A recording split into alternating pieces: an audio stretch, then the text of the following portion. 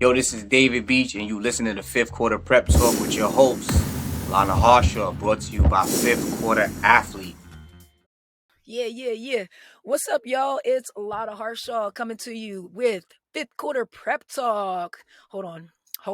I got some clapping in here. Got some clapping in here. Let's go. We about to get live, baby. We about to get live. And you Yes, know sir. why? We got a little New York in the house. Okay. We got Mr. David Beach. Was David good. Beach. Was good. Was Let's good, go. Let's y'all. go. All right. So welcome to fifth quarter prep talk. Super excited to have you on the show today. We're Facts. talking athlete retirement. We're talking fitness and nutrition. We're talking life after sports. Life Yes. after sports. So, all right, awesome. Welcome again. David, go ahead and introduce yourself to the people. What's going on, everybody? My name is David Beach, Brooklyn, New York native. I'm outside. If you're not following me already, make sure you follow me at Nike Can't Check Me. And if you tuned in on Facebook, make sure you add me at David Beach. You'll see like some sort of cyclist related thing on it. So check me out. There it is. There it is. All right, cycling. We might as well hop right into it. So cycling, right? Yes. Um, let's talk about cycling. Actually, before we get into cycling, let's talk about what your sport was before, your athletic experience, and some of the foundations that sports kind of gave you just as a person in life. No doubt, no doubt. So I'm a 90s baby. You know what I'm saying? To the 90s babies that's paying attention. Y'all know how it is in the childhood. You had to be swift to pay, steal the bacon, and hide and go seek and tag, playing suicide. You know, all the sports we played, y'all, but I chose basketball. I started playing basketball at about 12 years old. My best friend introduced me to it. Um, and at that time, I started playing basketball the day that I found out that my grandmother passed away. Crazy about that, I'm telling y'all this now live that this is actually coming to me because I see how my future actually kind of played the same sense. I played ball middle school, all through high school, varsity, John Jay. We got a PSAL championship. Check me out. Y'all can hold me to that. You know what I'm saying? We Come on, won a champion. chip in Come on, Brooklyn. champion. Come on, Yeah. championship. Come on, championship. Yeah, let's go. Let's go. Little bragging rights for that time being, man. I played for community college in the Bronx. And then I had my son in my first year. So I cut, I ain't gonna lie. And that's when the adulting started happening, and I kind of became into the fifth quarter of my life when it comes to this athletic thing. That's what I'm talking about. Um, That's what I'm talking about. So let's pause there. So your athletic career was kind of cut short, so to speak, and whether it was on your own or at your own discretion, right. so by your own choice. But let's talk about that transition into parenthood, right? Because everyone's fifth quarter looks a little bit different. So you started a little bit younger, right? Yeah, And yeah. I went was into that. outside. So yeah, let's so let's talk about that. Let's talk about that. Yeah. So I had my son at 21. Um, and literally when seeing him coming out, I was blessed to be able to, be there with his mom and be supportive for her. Shout out to the women listening, man. Y'all some strong human beings, man. Y'all very strong. But seeing my son come out, literally changed my life. Like something just snapped. And I was raised by my father, so it was kind of like not even second nature. It was just who I was as a provider, as a protector, as someone that's just a role model. And to have my son is 11 now. Here we are at age 11, and he's my best Mhm. friend. Okay. I spend more time with my son than I spend with any human being. I talk to my son about everything, like things that you may not even think that you would talk about with your son, because I feel like I trust my son, and he trusts me, and that's why we have that great relationship. It's awesome. Yeah. Okay. All right. Very cool. So did your athletic experience help you, or does it help you currently as a parent? Absolutely. My son is a soccer player. He's been playing soccer since he was 5. You can't get that ball from him. I challenge anybody that's tuned in right now to pull up to Brooklyn to the floors, Canarsie, and try to challenge my son in some soccer. He will score you and get past you at will, man. And I was able to have that athletic ability to run with him rather than Okay. being someone that just points to him and tells him this and all that. I was able to be physically in shape to, get him excelled in the sport to be able to be a great player that he is now. Awesome. All right. Well, we look forward to hearing a little bit more about him down the road. With them soccer skills as he hones in on that. Obviously, again, athletics was very important to you growing up. Um, and getting through school, I'm sure you've won a championship before, so shout out to that. What did winning that, you said PSAL championship, what did that do for you as a Oh person? man, the rest of the high school year was lit. It was lit after that. The next year when we swung back and they put the band up, it was lit. The stadium started getting more packed, you know. The attention was like it was getting crazy. I felt like a superstar, you know what I'm saying? Because it was only like 12 of us, so it was only 12 people in the whole school that was known for being on that team, man. Shout out to everybody that was on the John Jay varsity team from '04 through '08. Real Okay. talk. All right. Awesome. Awesome. So what was the hardest thing for you about transitioning out of sports? Man, exerting that energy. Um, as an adult, a lot of us, or in my opinion, I feel like a lot of us, that energy that we would use towards that sport that we played, or that hobby that we have, or that passion that we had, we start putting that into someone else. And most people in their 20s are in serious relationships. Um, that's really something that I hope that we getting across right now, that get back to your hobby, the things that you like to do. A lot of people, I want to just say, even when it come to women, they be like, oh, I wasn't athletic, but I know a lot of women that know how to jump rope real good, Lana. Like when I tell you they get in there and they start hopping around, you remember how it was back in the 90s. They Yeah, get yeah, in there and start hopping around. They don't realize how much calories they be burning. You know what I'm saying? That's an athlete. So, yeah. yep. Everyone's an athlete. Everyone can be an athlete. I believe in that for sure. Um, Facts. the what's the what's my follow-up question to that? How you feeling?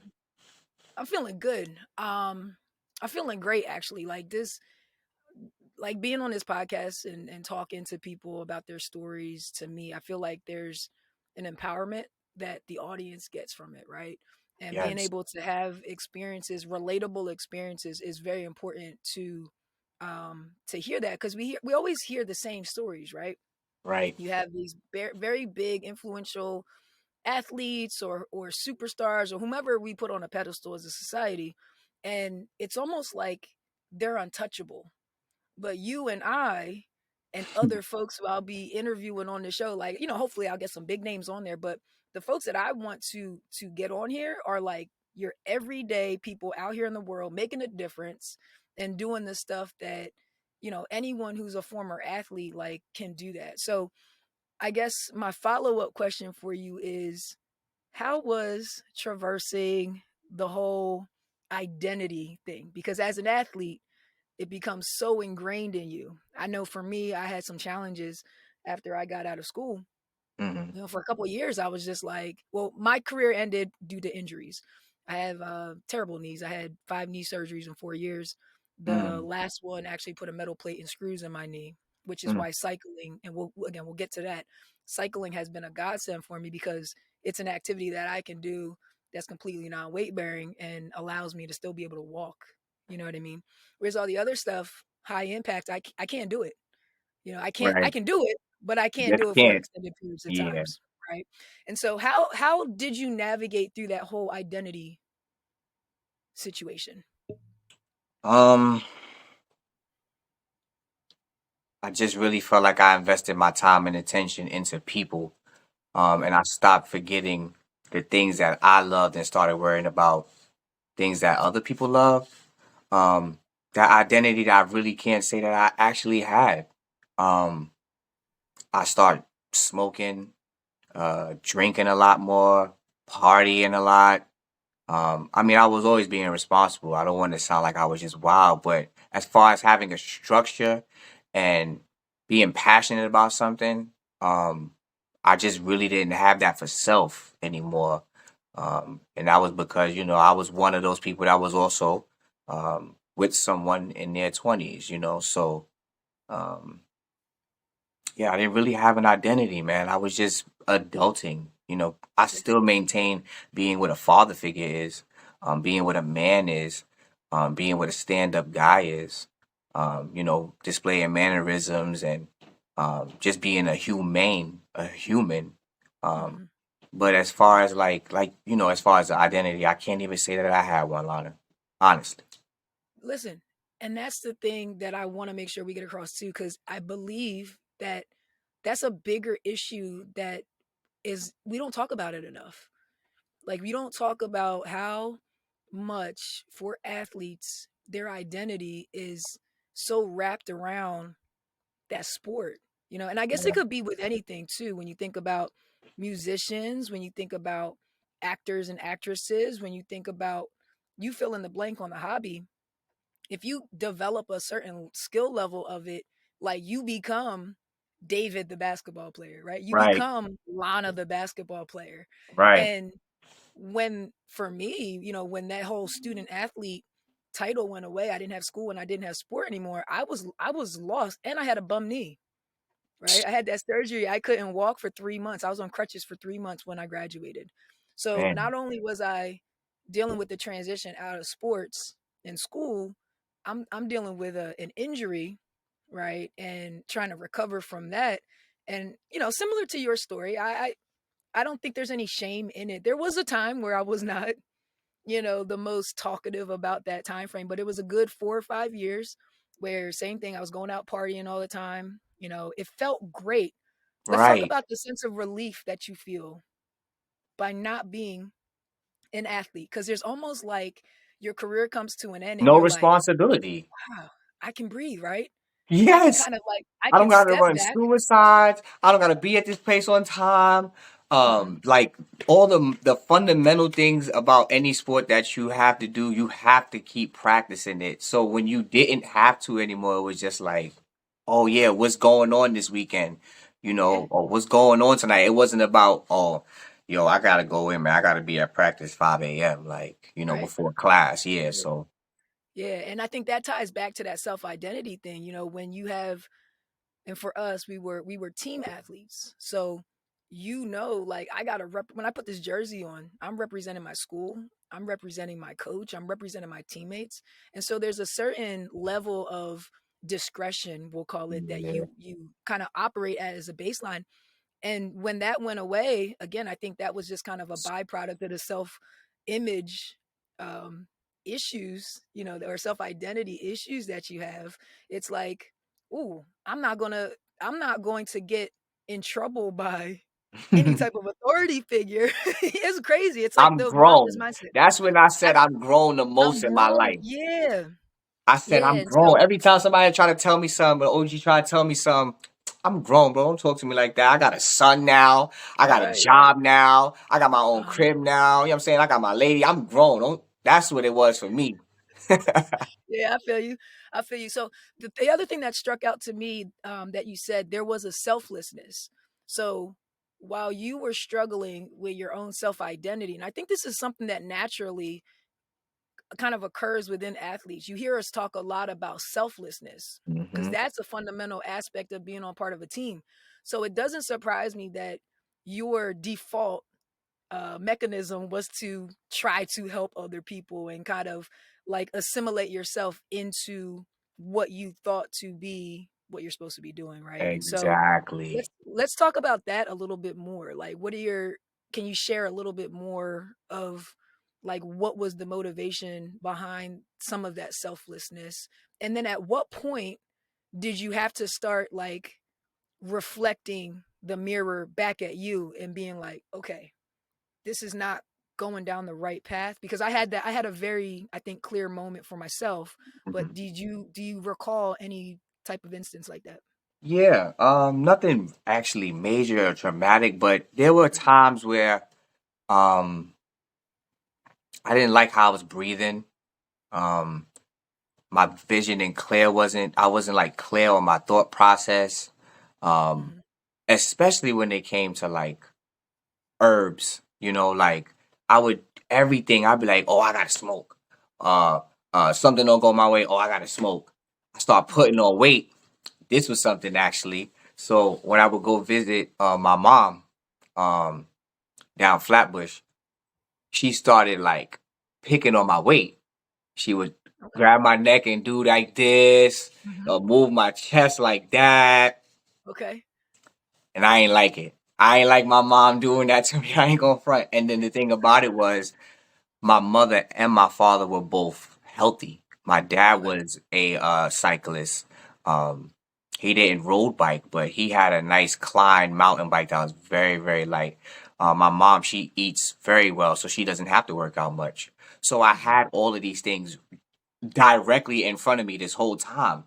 But because I was grown, you know, not really paying attention to what God had right in front of me. So Yeah. I think it took um, an actual part of my life to end as far as what my focus was and what I thought my future was going to be in order for me to make that step, because at the same time I still have to be a father first.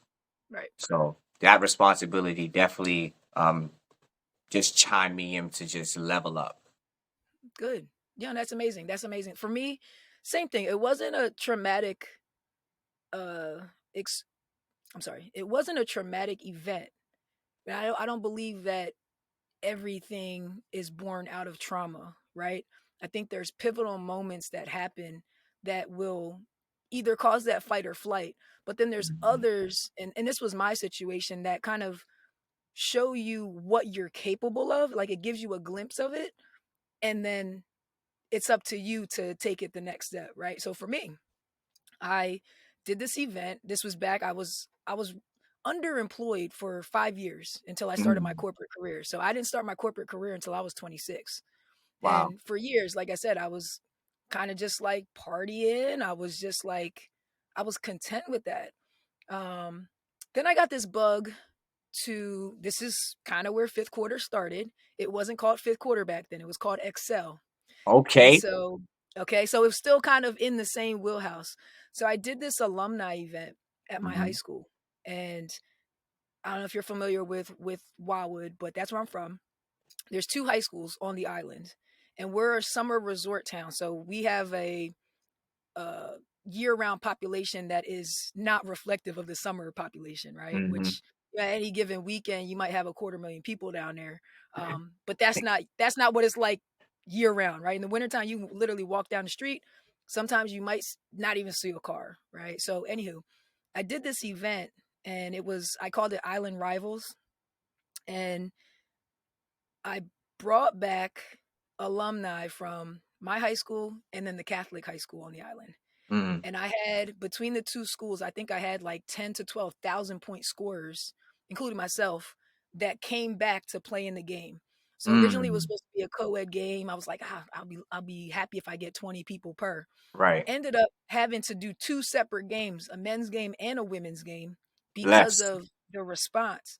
And yeah, as I'm planning it, I'm just kind of like going along, like naturally. Same thing. I think as athletes, we have a high level expectation and confidence in ourselves and what we're able to achieve. It's almost like a blind confidence, like a blind faith, right? Where you're just like, I know I can do it. I just, as long as I have the right tools, I can do it. So anyway, organized this game, was able to get a lot of help. I had family helping me out, friends like volunteering. And I remember being in the gym, people started showing up, and I was like, all right, like I said, if the only people that show up for this game are the athletes, then it's a success, right? Right. I saw athletes showing up. I Absolutely. said, all right, good. I To me, it didn't matter if there was a fan in the stand, but as long as there was athletes there, we're gonna have a good time. We're gonna go out, we're gonna shoot, play basketball, reminisce on some old times, etc. I remember I went down to the cafeteria to make sure everything was good to go with concessions, Hmm. and then I got changed.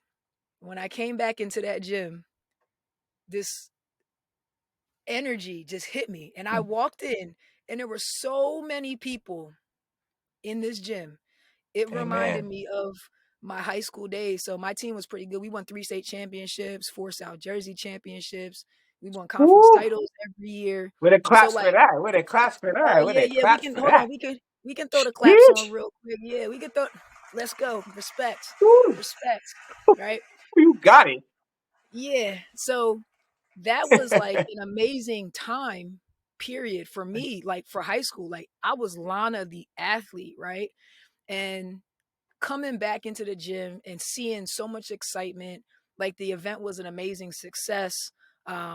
But seeing so many people, like the joy it brought. And I wasn't where I wanted to be in life or where I thought I should be. I was at that point, I was 24 years old, I think. And that was what told me, like, yo, you got a gift. You got a gift of bringing people together.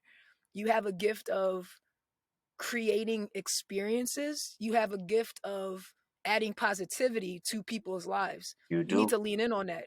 And it was almost like an awakening for me Mm. at that time, right? It was what I needed to change the trajectory of myself. Cause up until that point, I was just like, man, I'm still kind of struggling with like who I am as Mhm. a person, still outside of an athlete, right? I wasn't in a professional setting where I could get so attached to my job. You know what I Right. mean? Yeah. And so that really kind of opened my eyes and it planted the seed um, for me to kind of go forward with this more of a community impact work. And again, it kind of happened, but then when I turned 26, I started working my corporate job and that stuff went to the wayside. I was like, I'm all in on my job. I'm all in. I Mm. loved the environment. It was competitive. I was like, in my department, there weren't a lot of people that looked like me, Black Mhm. women, minority women in leadership. So day one, came in, chip on my shoulder. I got to get up there. That was literally my thought process. I kind of ran through the associate ranks, ran into some roadblocks that were, outside of my control, had to deal with Haters. frustrations again. Yeah, had to deal with the frustration of that. But in the same time, you always revert back to your athletic experience. That's what Yep. I've always found. And I said to myself, same thing, pivotal moment. I was pissed. I couldn't get promoted, right? This was when Mhm. I was trying to break into leadership and I couldn't get promoted because of a rule within the department. It was a discretionary rule that they were choosing to enforce where I couldn't get promoted because my sister was in the department. Mm. So I was like, all right, well, the options are, transfer departments, maybe leave the company, Right. uh, or just sit there and kind of put up with it. And at the time, again, I didn't have the confidence that I do now to like step out and Just move away dip. from where I was. So I just was like, this is now sometimes you switch into that negative aspect of being an athlete where we're so bullheaded. We're like, we're just gonna keep working on this thing. We're Yep. just gonna keep working on this thing because it's the um eternal optimist is what I like to call it. It is. You're down 10 with 5 seconds to go, and you're like, oh nah, if we do this and foul Get a them or call stop. a timeout, we can win this game. Facts. And so that's how my mind operates. There's always a way to win. There's always a way to win. You got to be able to look for the solution. So Yep. anyway, had that moment where I was like, Lana, you're not doing everything that you needed to do to get promoted. If they change the rule today, would you be the next in line to get promoted? Yep. And my answer was no. And I Mm. was like, it was a hard pill for me to swallow because I was frustrated, right? I was angry. I was going to work irritated, but I had to be real with myself in order to move forward. That day, switch something off in my mindset. I started doing what I needed to do. Um, my sister ended up taking a position that put her into a different department, moved her across the country. And some of that motivation was because of the situation that we had going on. But that was when she took her step and Mhm. started flourishing in her career. And then, a few months later, I was promoted. Right, I was doing what I needed to do at that point too. But there was a gap that if I did not switch gears and I kept doing what I was doing, my sister would have gotten her promotion. She would have gotten her thing. But if I didn't do what I needed to do, I still would have been sitting in the same seat. And so there's a lot of self-reflection and self-awareness that I believe is very important for you as you're navigating through all of the things that are happening in life. And those are two moments for me that were very, very pivotal for me to start my career and then also progress my career. And so I've been very intentional about reflecting on, myself, doing inventories of what skill sets I start the year with, where am I ending the year with? Did we go down in some spaces? What are we looking at from a people standpoint? Who are the friends around me? Who are the relationships around me? Um, am I just being a good person? These are all Self things that, like, awareness. absolutely, absolutely. These are things that I've every day I'm pretty much reflecting on this stuff. And so that for me was kind of like what it has taken to have these different shifts. So that's very, very important. Um, let's switch gears. You see what I did there? Let's switch gears. Let's get into cycling. Let's get into Yeah. cycling. Yeah. So I believe I can officially claim the title of cyclist. Um, one of the things I've been very intentional about, I will say this as well, ever since I'd say I found myself outside of being a student athlete, I've been Mm. very intentional about labels. I don't like labels to define me. Mm. I feel like they're restricting. And so you'll hear me say a lot of times, we hang out more. I'll be like, I'm a plant-based eater right now. The last 3 years, Snap. big part of my transformation, I lost 60 pounds, but the Mm. big part of that has been plant-based eating. So people are always like, "Are you vegan or are you vegetarian?" I'm like, I don't like titles because I don't want to start this game again of you kind of go back into this competitive mode, Respect that. right? And being like, I gotta be a vegan or I gotta Right. be vegetarian. So I'm like, I don't like the titles of any of those, but I guess if you have to say or put my eating style in a category, it would be closer to this. So I've been very, very intentional about titles. I do not like them. I do not like them unless they resonate with who you are as a person. Right. I don't want to tie myself to a place, to a company, to a thing. Like, so I've been pretty intentional about that. Now, I will say, and this might be a good segue into this, Pure Shakalana obviously is my Instagram handle. It's my company. It's my CBD company, right? So Pure Shaka, we got premium CBD and THC products. It's our 1,000 milligram apple cinnamon tincture. It's Ooh. great for recovery, anxiety, pain relief, the chronic aches and pains that you're dealing with on a day to day basis as you try to stay active. And then this is a 1,000 milligram CBD and CBG shea butter. And what I will say to you, it smells really good. I gotta smell my nose. It smells really good, but you need to go and get this because if you have not used it, you're missing out. This will change your life, my friend. So go to pureshaka.com, the promo code fifth quarter athlete. That's what it's going to be. Fifth quarter athlete at checkout, and you'll get 20% off Pure Shaka products. Mm. You're welcome. Okay. So, anyway, to get back to the story. So, yes, I have tried to be intentional about labels. I do not like them. I think Right.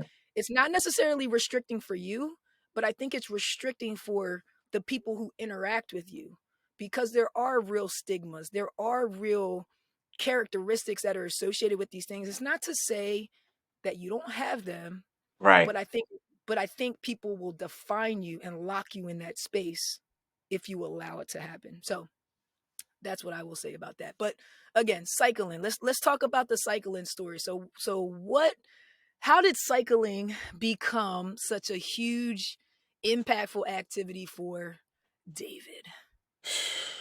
Man. Oh man. Cycling has been the second best thing in my life, and that's my son and cycling. Like it's literally, I'm at this point. I think I'm just breathing it. I think about it all day. I think about it all night. Mhm. um. And listen, y'all, So, if you go to his Instagram, this man has and been you putting will in see. work. Thank you. Let me tell you, when he is in the gym and when he is on this bike, like if there's a day, if it's at a point in the day that I haven't gotten to my workout, I'm like, all right, Lana, David did his. I'm gonna go ahead and make sure you get yours in too. I So super appreciate that. motivated what you're doing. But yeah, he's the truth, y'all. He be out here working. it's not just a toy for him. He be out here working. So look, I'll tell you what had happened. Um, Long story short, got out of a relationship. And I went, like you said, as an athlete, you go back to what you know. And I was playing ball heavy. I wasn't getting the proper rest though. I wasn't, the love for the game changed. Mhm. I felt like I was playing the game at this point in my life to live. And it just wasn't doing it for me. So my close cousin, Dwayne, he has been cycling forever. Um, Mhm. I mean, he's had a fixed bike forever. My whole adultery, all I know is him getting around Brooklyn, Harlem, Bronx on this fixed bike. And I ain't never pay him no mind. He would even come play ball with me on the fixed bike. So Mhm. he had got another one and I rode it with him, just talking and riding with him. And he was tracking the mileage on the Under Armour app. And I was like, yo, I didn't even feel like we did all the miles. We did like 10 miles, but we was just talking and riding through Brooklyn. When I left New York and went back, I seen a gentleman in Richmond when I was living out there at the time, and his name is Andre, Andre Campbell, my bedroom. He was riding down this route called Iron Bridge, and when I tell you he was flying, Lana, the Mhm. man was flying. And for whatever reason, I God just told me to pull over and talk to him. Man, I pulled him maybe 100 yards in front of him. I hopped out. I flagged him down. He was flying past me. I flagged him down, so he spun back around. Mhm. And I said to him, I said, "Yo, man, this is something that I need to be a part of. I want to be doing exactly what you doing right now, because this is the first time I'm seeing a black man in a kit. Okay. I'm seeing a black man on a road bike, um, and going that fast. Mhm. This was on a Sunday because I came back from New York. He invited me to come out to these training grounds called West Creek on that Wednesday, if I'm not mistaken, or Tuesday. Probably was Tuesday. Mhm. And when I went out there, these fine gentlemen of the names of Chris Clark, my boy Jeff, Mhm. my boy Clarence, and it was Andre. They was out there and they was waiting for me. So I had used my dad bike. I had took my dad bike back. And Mhm. that's the crazy thing about it. That's what I'm saying. It's like God does things at timings. For whatever reason, instead of taking that fixed bike, I asked my dad, can I take his bike back? So now I got his bike in my car with no uh rack on the back or nothing. But this is my Uh-huh. first time riding like this. And then I meet Andre. Mhm. So we do this West Creek training. We start out. I'm on my highest gear, L. I'm on my highest gear and I'm Mhm. standing, I'm pedaling. We get about point 0.5 around, it's a loop. It's about a 7 mile loop. We get around the first loop and I've never seen them. That was it. Like they would pass me constantly. Yeah, yeah, but you got look, dropped. but You got look, dropped. Yeah. when they finish, when I came back to the car, they was there. So they Okay. waited for me Mhm. and they was like, yo, you're strong. And you have a great will to want to be strong. You got potential. When I told him how old I was at that time, I was 30, Okay. 29 going into 30. Um, no, I was 30. Yeah, here I go. I'm grown again. I'm 30, 30. So yeah, Okay. they like, yo, what you need to do though is you need to invest in a bike. So they was telling me that the Klein that I had was a mountain bike, the wheel size and everything like that. But when I was looking at their bikes, they had, I mean, sweet bikes, Canyons and Obrays. I mean, just beautiful bikes here. You know what I'm saying? Mhm. Mhm. Giants. You know what I'm saying? So I get online, went to Facebook Marketplace, looked for a bike, found one out there in Fayetteville, North Carolina. I'm in VA. This is on a Wednesday. I got off of work, drove to North Carolina, got this bike. Stopped at this shop called Molly's Bike Shop where my man Micah, shout out to Micah, man, I learned a lot from him too. Um, Okay. got the seat right for me, told me that I got the wrong size. I ain't know nothing. But he Yeah. adjusted it, got me right. So now the second part of the training for that week is Thursday. All right, so now this is my second chance. I'm coming back out here now. I got my new bike. I got the Amazon kit on. You know what I'm saying? You already Let's know I go. ordered Amazon. Oh yeah, Come on let's now. go. I had Oh the yeah. Amazon down. Hmm. Um I'm not You're gonna have, clipping if you nothing. have I'm not old if you have old cycling pictures, by the way, like I need you to send me. nah, nah, Like, nah. yeah, No, I no, will no. I will post mine if you send me yours. Look, I'm fronting like this in the camera, and everything like I'm big money. But look. Yeah. The sad thing is, I got my shirt is like a regular shirt, like we going out. So it Yeah. wasn't tight, but it was just cycling gear. So I'm thinking I'm hip. We get out Mhm. there, they like, yo, you got a new bike. I'm like, yeah. Cause about David Beach, one thing about me is when I commit to something, I commit. If I say Yeah. I want to do it or if I want to excel in something, it's nothing in the world that can stop me. If you have the books, the training, and the knowledge and the time, I can learn it. Um, so they like, all right, they start riding. And at first in my mind when I was younger, I was like, yeah, I kept up with them. I kept up with them. But realistically was they kept me in this time. Now my Mm. speed was faster, Mhm. right? And I did better because do the whole 32 miles. This is my second 32 miles after Tuesday. Okay. Um, they're just telling me, change this gear, teaching me cadence, how to properly breathe, hydrate. All of these things they throwing in my ear. I'm not even clipped in yet. I got Nike Roches on. So, but I finished. And what Yeah. I learned from that ride is, which to this day that I hold dearly to me, when you do a ride and we don't leave anybody behind. We leave out together, we come in together. Mhm. That's real key. Unless it's, one of the rides. But as far as just like group rides, what makes a group ride fun and makes group rides grow and people want to continue to come to the ride is the camaraderie and the Absolutely. fact that that I know this may be hard, but I know that my brother or my sister got my back. Even That's if a I fact. gotta push you, I'm gonna get you through this ride. That's a So fact. once I felt that energy from them, I committed. I committed. My relationship with the group at that time was committed, and you will see with my results. You will see with Mhm. me within my social media platform, within me networking, and the people that I have with even in my phone book at this point in my life. I just committed. Yeah. I was single. Excuse me. I was newly single.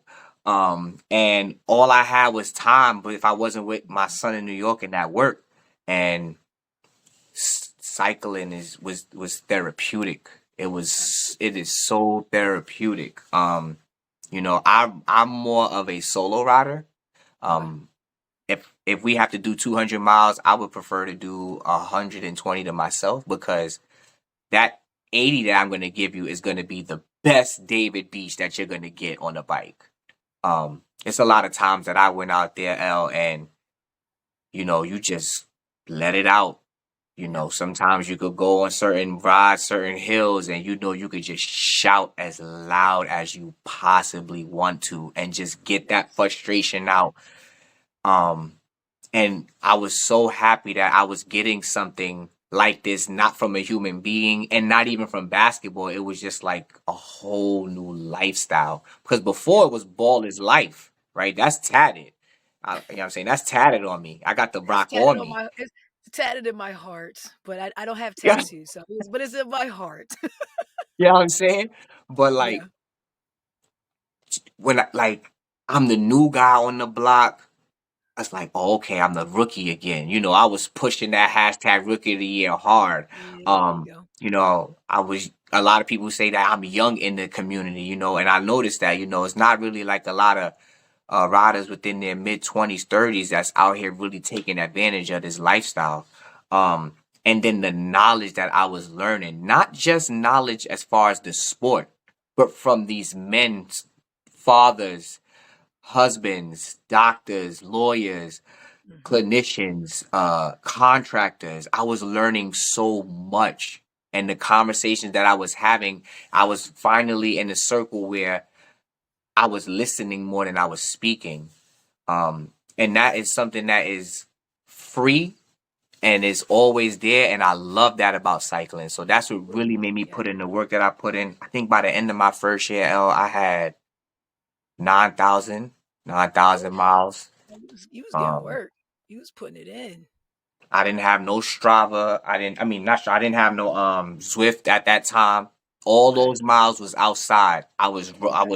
I wasn't flying around. I was driving from VA to New York, from VA to Atlanta for One Love, Mm-hmm. to Florida. I was in Virginia Beach, Philly, North Carolinas, South Carolinas. Yeah. Delaware, Jersey, just everywhere trying to learn and grab up as much as I can. And it also gave me an opportunity to not be alone. Because like I said, at that time I was newly single, and a lot of Mm-hmm. times that I was home, I was by myself, and that could be depressing at times. So having those rides in the evenings after work to extend my day, so that when I was getting home, I had my routine to get ready for the next day and go to sleep because I would be so tired from this new sport. Really was Absolutely. really great for me and my soul. So I'm forever, ever committed to this sport for that because it got me through a really, really tough time in my life. Yeah. Now listen, I'm not gonna go into my full story, but similar thing, like cycling came into my life like right on time.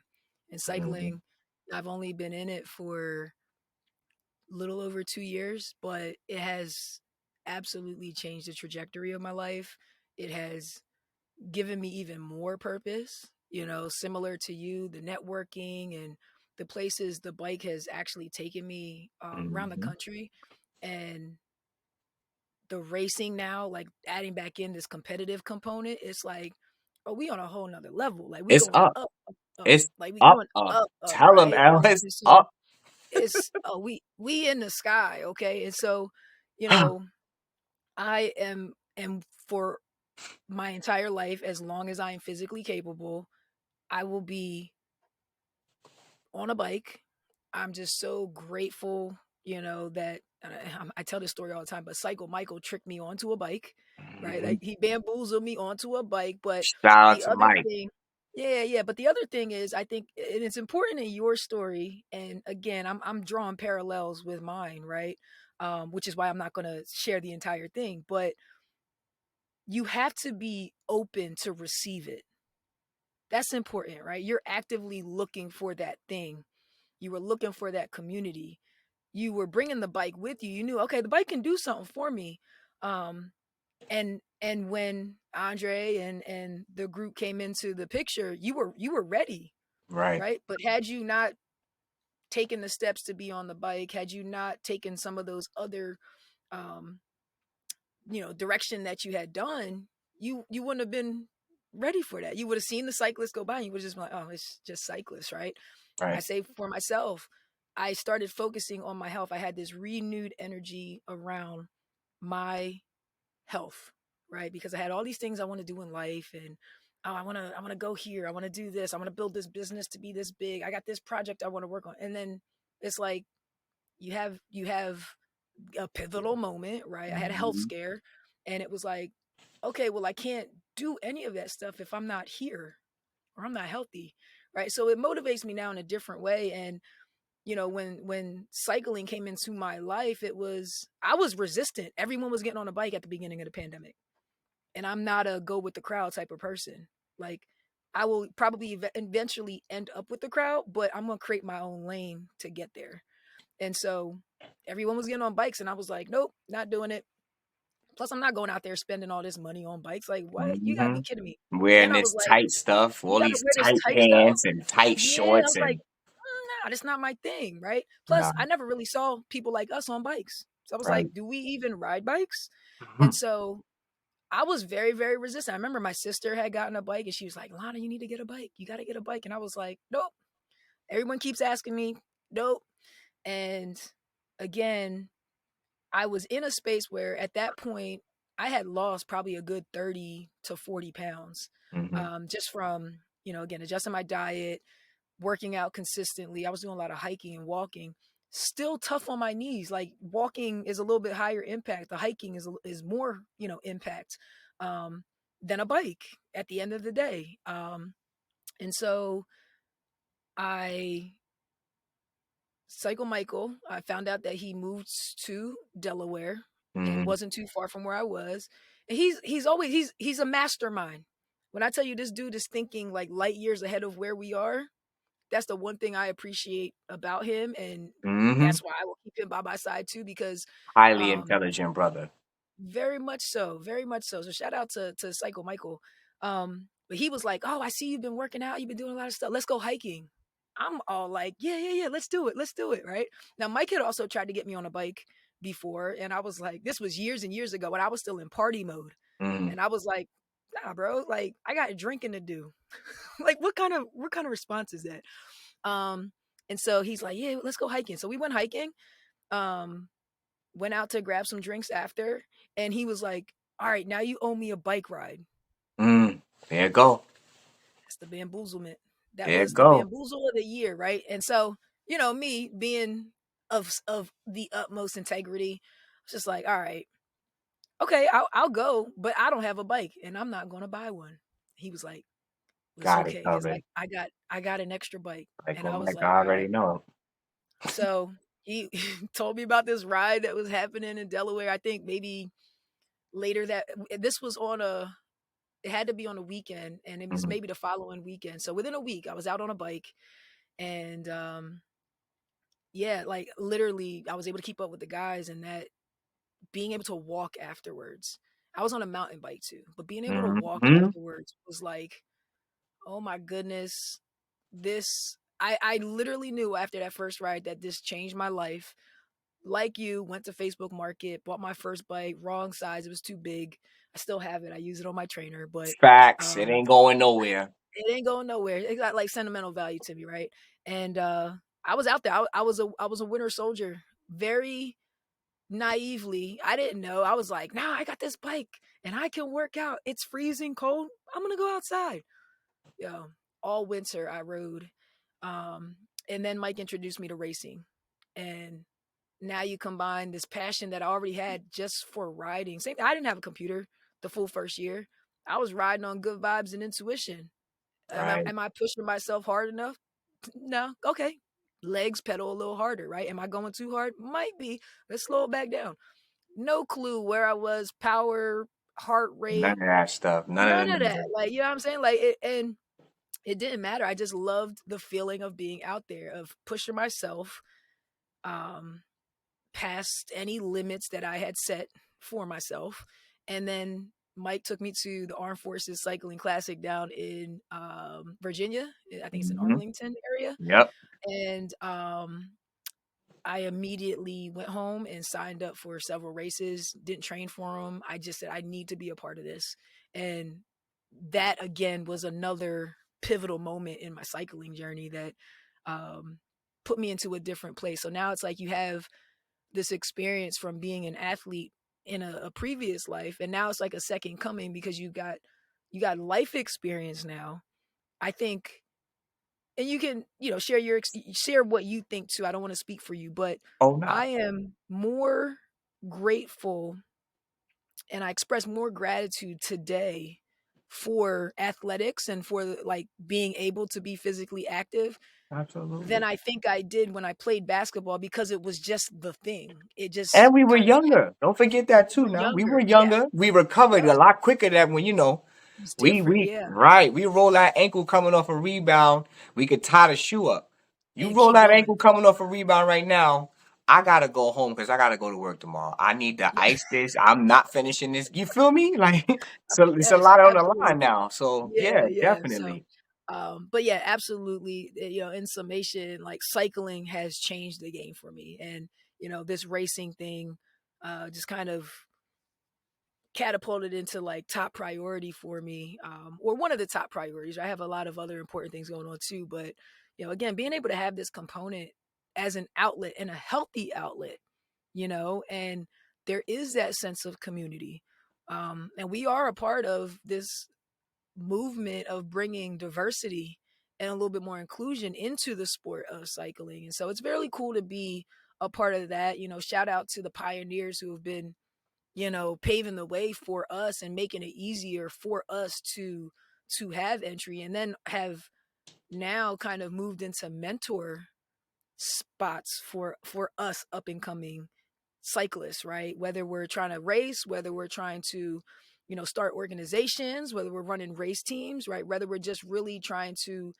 be a Grow. positive impact within the space, period, right? Like there's so many people who you can reach out to, and I absolutely love that. So I'm glad that, you have found that, again, that healthy outlet for you to be able to express yourself, like emotionally, right? And like you said, being around other black men who are doing good with themselves and Right. in their communities, like mentorship. I talk about this a lot, Oh yeah, and I'm glad you talk definitely. about that. Mentorship is probably one of the most undervalued things when people You are thinking about success. I think mentors doesn't usually cross the list or come top of mind. It's usually like oh, okay, no, that, that's right. Let me get a mentor. But mentorship has been so pivotal for my development as well. So let's talk more about mentorship for you. Yes, So I was. um Listen, I would not be the person that I am on this camera if it was not for a gentleman named Sly. For okay, anybody that's in the Virginia area, it don't matter what part of Virginia you in, you know Sly. Sly, Lana, is shout out a to Sly. 63-year-old gentleman that started the organization Wolfpack Okay. back in the 70s. He was one of the original founders, him, um, Elvin, Kenny, and it has multiplied into Wolfpack Alpha today, which Hmm. is with other guys that's now that you see in the cycling community. Right, right. So when I finished my first 100-mile ride, or was finishing my first 100-mile ride, this was the day before Christmas. Hmm. Don't ask me why we're going the day before Oh, Christmas okay. to do my Hmm. first 100-mile ride. Mind you, my first 32-mile ride was in November. That was on a Tuesday in November. So we went from Okay. 10 miles riding with my cousin to 32 to 32 to train into this 100. I Okay. so finishing 100, I'm at mile 90. I am dead. This is called being when you hit the wall. This is when you are ready to not only get off the bike, not only give away your bike, but you are done with everyone. This is the time of the ride Yes. where you are physically done. I'm at mile 90. We pulling it back in. I'm falling. I'm falling bad. I'm falling. And I feel a hand come on my back. And we're going up a hill. Well, I'm getting up the hill. And at Uh-huh. this point now, I'm just floating up the hill. This is my first ever encounterment with Sly. Okay. Uh, Sylvester is his name, but everybody call him Sly. All right. I Um, like it. yeah. And Sly pushed me the last 10 miles. The first time he put his hands on me, I'm like, nah, man, you know, ego, pride, Yeah. get off me. I look back, this old man that's 62 pushing me up. I mean, get off me. He looked at me and said, young man, even the pros need help. Even the pros. Man, I humble myself. I stopped pedaling and he pushed me the 10 miles. Now, this is not only when he earned my respect, right? Because I've never seen anybody push anybody, number one. Number two, I did not pedal anymore. I'm going to say that. For the next 10 miles, I did not pedal. And he pushed me with the group in front of me at the pace. He kept me with the group. Yeah. So that was the immediate respect, right? There's no question. Hmm. This guy is official. He's But a I legend. heard, I didn't know his name. Again, still we on the ride. So it's not like I said, yo, what's your name? Right. He's just asking me during the ride while he's pushing me, who am I? Where am I from? Why haven't he seen me? What's my intentions? Where I get this bike from? You know, just, just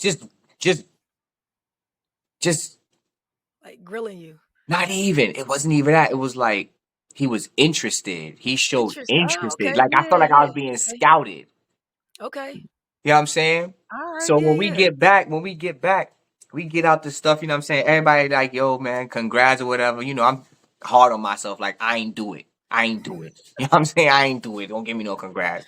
Yeah. But they was like, nah, man, that's Sly, man. He gonna always push you. And I'm like, that was Sly? So like again, if you in Virginia, specifically Richmond area, and Hmm. you're melanin, you should know who Sly is. So Okay. I'm like, yo, Sly is um what the brothers are of Legion is to the community in Richmond. He is very Okay. influential. He has grown so much young men out of there. He has my Sly has at minimum, I would say at minimum 250,000 miles on his legs. At Woo. minimum. At Wow. minimum, I will stand by that and say that he has at least 250. Sly does not have Strava. But he will Wow. ride every week. He rides 100-mile ride, at least two metrics, and if you do the math right there, that's 200 plus miles every week, bare minimum. That's a lot of miles. So when I found out that he was interested in working with me, from a source saying that who is that? Tell him to come out. He invited me to our checkpoint. Our meetup spot, which is every ride starts at the same spot right off of the Capitol Trail. Okay. And at that time, also, I would like to share, my dad had some health issues, and he was unfortunate to lose his communication. He was unable to Okay. talk, and I wasn't able to hear that voice that I needed while I newly became single. So to Hmm. get this mentor voice that's doing something that I didn't even know that was my purpose to do, Yeah. it was like, again, God sent. Timing is everything. I could have Absolutely. been working with anybody, right? A group that's non-melanin that probably would have probably utilized my skill for the benefit of them, or Hmm.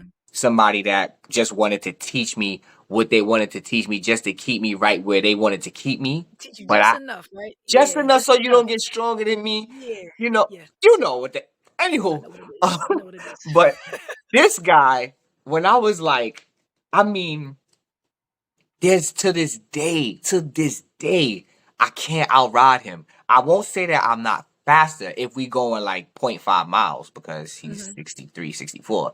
So I'm Right. going to gun it harder than him quick. But anything over 40 miles, once we get past that point, which is 90% of my rides, it's Hmm. kind of hard to keep up with him because now his heart rate is in line. And then when Yeah. I started looking at him, I'm like, man, this guy got me by a double life. He's 64, I'm 32, and I Hmm. can't outride him. I start really realizing what the value of nutrition is, Oh yeah. you know, what the value of who you keep around you is, and being consistent at something that you love is. Besides a human being. It's Hmm. easy for it was easy for me in the point of my life before cycling to commit to something that I liked. Didn't have to be anything specific, but it may not even have been good for me. Yeah. But with cycling, the benefits that I not just seen and felt, but it actually just like the whole I view the world completely differently, down to my driving mechanisms, right? I never go over that line because that's the cyclist line. So Yeah. those little things like that is just like really important to me. And I really want to take this time to thank Sly. Thank you, Sly, for everything, for every mile. Out of those 9,000 miles, I would say I did 7,000 of them with Sly. Wow. Um, Okay. I Did could a lot of call him riding at the together. drop of the dot. I've called him at 3 a.m. because I couldn't sleep. Hmm. And again, I couldn't call my pops to get that voice. I didn't want to disturb my close cousin because he had to be up to provide for his daughter and his wife and Hmm. his son. So I would call him. He'd be like, "Yo, let's go ride." 3 a.m. Yeah. 3 a.m. Like, Wow. and you can't get a lot of older men that's gonna be able to get out the house at 3 a.m. and say, "I'm going to ride." Right. with Right. with but I was blessed to be able to have the correct man in my life that had the availability to, at Yeah. any point that I needed to just get any frustration out, if I needed Wow. to get out the get in the wind, and then, you know, something that was really, really good for me that I was in Virginia was I'm from Brooklyn. So Hmm. even if you riding in New York, it's congested, it's stoplights, it's Hmm. traffic, It's it's tough. Yeah. City all city riding is in tough. Virginia is land. It's nature. Hmm. And getting out there was just like a whole new world for me. It's awesome. Yeah. So yeah, I definitely want to take that moment to thank Sly for, Very cool. providing me that mentorship. Yeah, no, absolutely. And make sure you give yourself a hand too for seeking it. Again, it's one of those things. Mentor mentee relationships to me are very dynamic, and I think when you look at other types of relationships that athletes will deal with, coach athlete, parent parent child relationships, Hmm. professor student relationships, there's usually one person who's like clearly in charge, right? But with the mentor mentee relationships, I always tell people to find a mentor that you add value to their life too, Hmm. because that's how you make the relationship more fruitful. No one wants to be the person who's always giving the advice. What do they say? If you're the smartest person in the room, that you You need to might be get in the out that wrong room. room.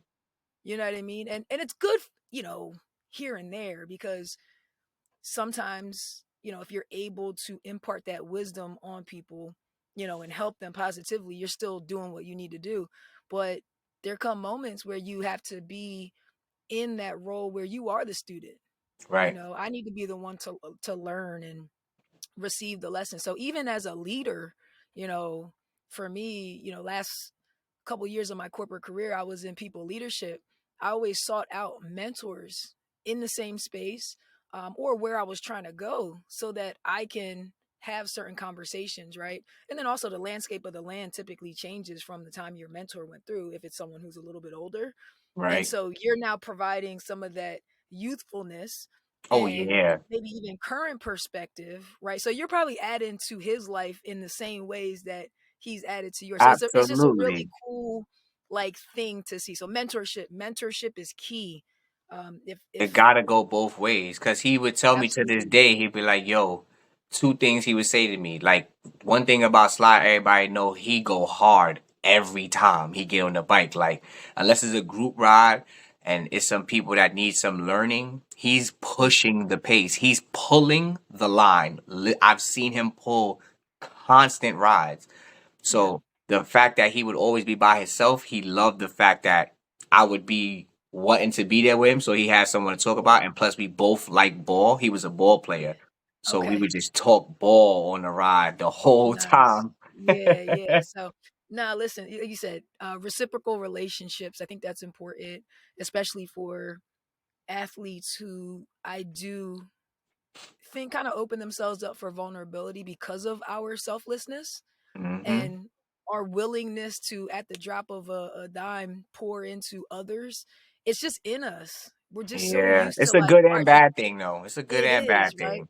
So, like you said, it comes back to self awareness, discernment amongst people, situations, experiences, and that kind of thing. But yeah, no, mentor mentee relationships can take you further in life and faster in life, than you might even think is possible. Or even if you think you can get there fast, you might be able to get there faster by Yep. utilizing some of that experience.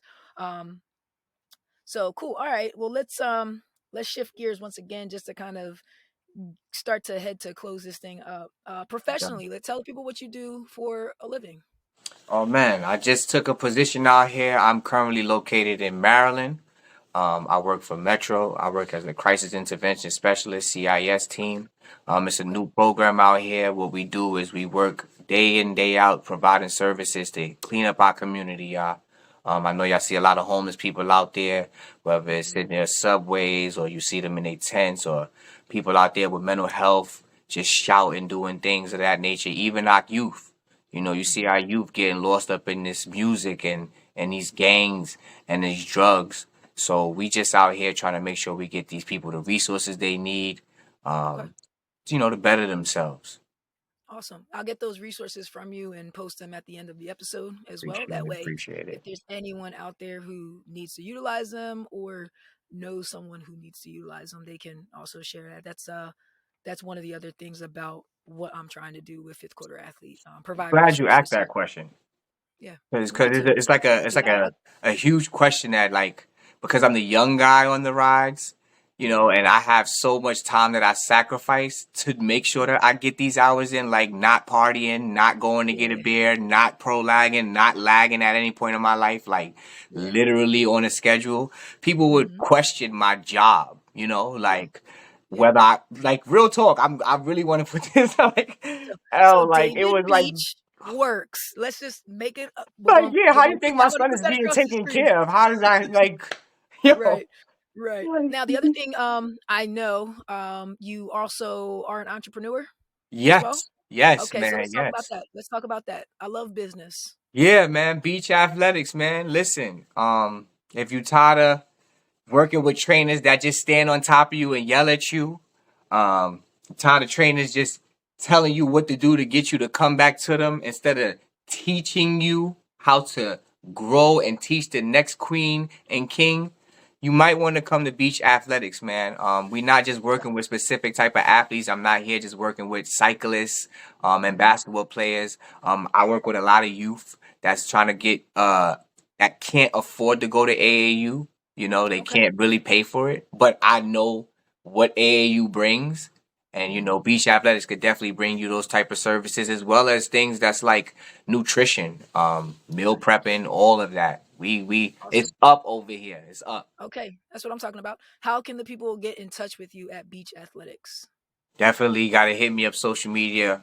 Business phone is coming within the next week. I'm blessed to be Okay. able to say that. Never thought that I would even have a business phone, but I will have a business phone, There it and is. There I it will is. provide that contact at another time. But in the meantime, please, if you haven't been following me, follow me at Nike Can't Check Me. Nike Okay. Can't Check Me, and my I love Facebook it. once again is David Beach. All right. BEACH. Perfect. We'll put all of your information up to we'll flash it on the screen. That way they can get in touch with you. Again, if there's anyone who can utilize your services, we want to make sure that we're kind of funneling them towards you as well, because you do bring this vibrant energy. It's positive. It feels good, and I know, again, if you work with him from a fitness standpoint, you're gonna be one in shape and you're gonna be motivated. You're gonna be Fact. inspired. So, good stuff. All right, so let's wrap up. This is the fun part. It's not really a fun part. It's a quiz, right? Okay. Um, I want you to tell me what the top 5 takeaways from sports have been that have impacted your life. I'm gonna write them down too as we go. So you got to come up with 5. You got to come up with 5. So take your time. That's not even easy, but it's not hard. But I got you. Okay. All Number right. one, commitment. You have to commit. You can't be one of them people that's half stepping if you're trying to be great in something. If you're trying to be great at it, you have to commit. Sometimes you may not want to ride the bike. Real talk. Sometimes you may not want to be pedaling. Mhm. But real talk, that you envision yourself crossing the line or standing on the podium, and you have to push yourself and Absolutely. self motivate yourself to do what you got to do and stay committed to what you're trying to do. So that's first and foremost. Okay. Um, Two, humble. You must stay humble. Don't allow opinions, critics, uh, batteries is what I call some people. Haters is what I call other. Don't allow those judgments to boost your ego, and don't allow it to lower your self-esteem. Remain humble. Be thankful that you can do the activities that you are doing on a day in day out basis. Be thankful that you have the abilities, the fingers, the toes, the eyes, whatever you have to do what you love to do. So always stay humble, because it could be taken away from you in one split moment. Cyclists know Absolutely. exactly what I'm talking about who race or even do group rides where you go out just to ride your bike and get away from life and you don't even go back home that night Mm-hmm. or you Mm-hmm. don't even go back home. So always be humble to the sport that you love or to anything that you Anything. Yeah. love. Okay. All right. Um Number 3, sacrifices. In order to be great in life, you must make sacrifices. Um and it's always going to be difficult because we always come to a point in our life where we may get complacent. We may think, "Oh, I'm here. I've arrived." Um, but you have to always continue to push. You have Absolutely. to. Um, I don't really even need to continue on much of that. If you're an athlete, if you're a human being, you should know exactly what I mean by that. Okay. Um, Sacrifice. Yes. Yeah, definitely. You have to. Like, as a parent, as a father, as a son, as a brother, as a trainee, as a teammate, as a somebody to expect to provide services, as a Mm-hmm. coworker, you have to make sacrifices and just know that you're doing what you can. And it's the best that you can do. Some things you may not even think you need to sacrifice. There may be some people in your current life that you may think they ain't gonna be here, they ain't going nowhere, they gonna be here forever. But to get to where you're trying to get to, you may not be able to spend time with that person that you may think, and you may have to choose right then and there.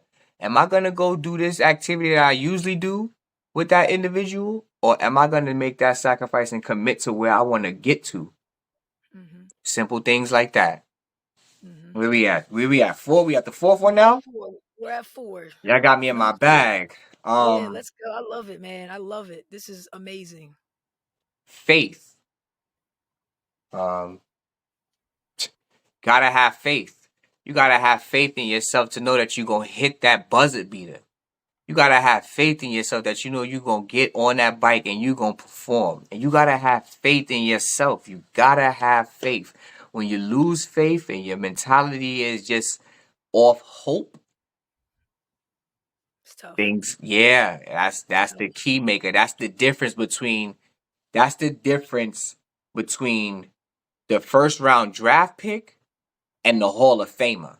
Because everybody's a first round draft pick, right? You know what I'm saying? Everybody, not everybody, but there's some select few that's gonna make it.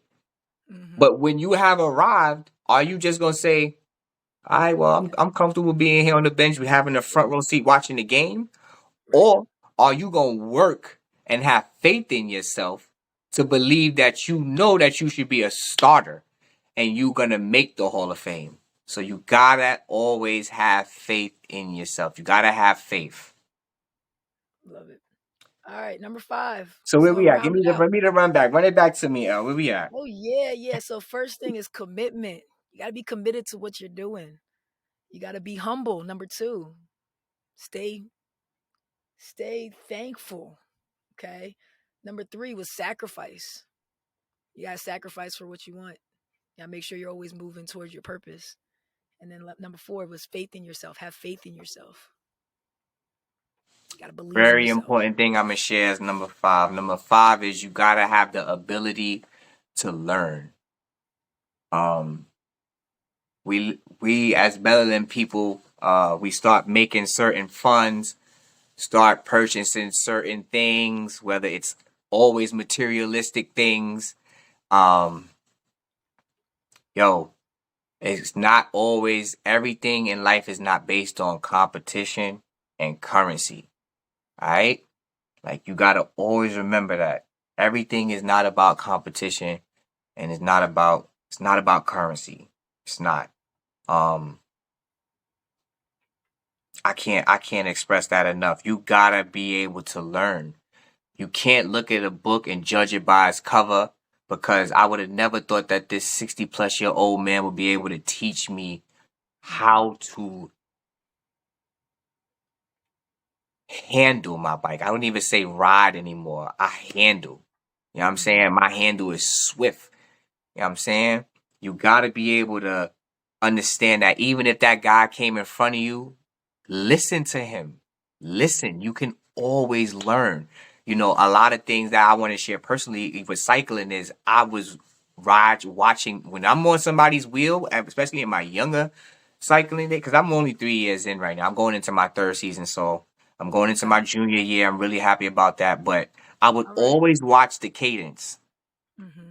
I would always measure between the athlete, whether their weight is a certain way, and how much. Heavier athletes are not spinning as hard because they got that Right. power. Mm-hmm. And lighter athletes spin faster because they got that least weight. And um I just learned so much by just listening and watching, man. So you gotta, it's very important with anything in life, no matter what stature you reach, no matter how great you are at something, you can always learn more. Um, and just to share something that I learned, and this is a metaphor simile for the cyclist. Um, before I started cycling, I was that big flashy bike, with the pegs and the big Mm-hmm. wheels and all that fancy stuff, real aluminum like, you know what I'm saying? Um, Real wide body, you know what I'm saying? Yeah. And here we are now. I look at myself as a carbon fiber frame. Um, I have completely changed my wheels. Mm-hmm. I've slimmed down and put more quality into the kind of wheels that I put on this frame.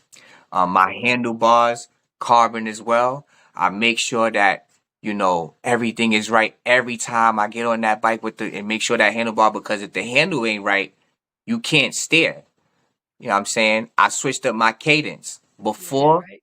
Before Yes. I was too fast. My cadence, I'm moving in life going 160. I'm moving too fast. I'm Yeah. moving too fast. I've definitely adjusted my cadence in life, my decision making, my movement, my thought process, just everything. Absolutely. Yeah. And yeah, man, I just want to say to anybody that's tuned in, and anybody that just I can motivate in this current moment, it's never too late to do something you love or be with someone you love. It's never too late. If you ever feel like I can't get in shape, um, I can't find the right outlet, you don't have to look to the streets. You don't have to look to the negativity. There's always something available for you to cope with that's going to make your life better. And I thank God that I was just able to find cycling. Listen, that's two of us. This was great, man. This was an No doubt. awesome conversation. This is like, yeah, I don't typically go into much with expectations. I just kind of let it unfold how it is. And I tell you what, this episode I think is going to be a value add for anyone who tunes in and listens for sure. So shout out to you for your amazing insight. Thank you for being vulnerable and sharing some of these experiences, Man, however no they doubt, were. no doubt, man. Yeah, it's like, some of these times are very, very tough, and you have to figure out ways to sometimes pull yourself out of these spaces in order to move forward. And you have to do it, right? You might be motivated by other people, but you got to do the work. And so I think that came through loud and clear with your message, and I can't wait to get this thing out there for the world to hear. But Appreciate it. thank you again, David Beach, everybody. Let me get the clapping. David Beach, everybody. Yes, Shout out to yes, fifth quarter. You already know it's yes, up. yeah. Let's go, baby. All right, so we got new episodes coming, I believe, every Thursday. We'll drop the details as they come through. I'm looking forward to having a lot more of these conversations. Again, sharing in this experience is so important. It's almost like we can become a virtual mentor of Oh sorts, man, right? I appreciate And that. that's an amazing thing. Last thing before we cut out, what is one piece of advice that you would give to retiring athletes as they prepare to transition into this next phase of life, the fifth quarter? Um, if you passionate about it, if you can't physically do it, you can still physically teach it. If you can't be the point guard, you can be a coach. So you can always be involved in it. Don't just let it fade away. Cause your best you is you doing something some sort of way with something that you love. Facts. And that's all love. And that's all we need to hear. Thank you again. Tune in to the next episode of Fifth Quarter Prep Talk. Over and out. Out.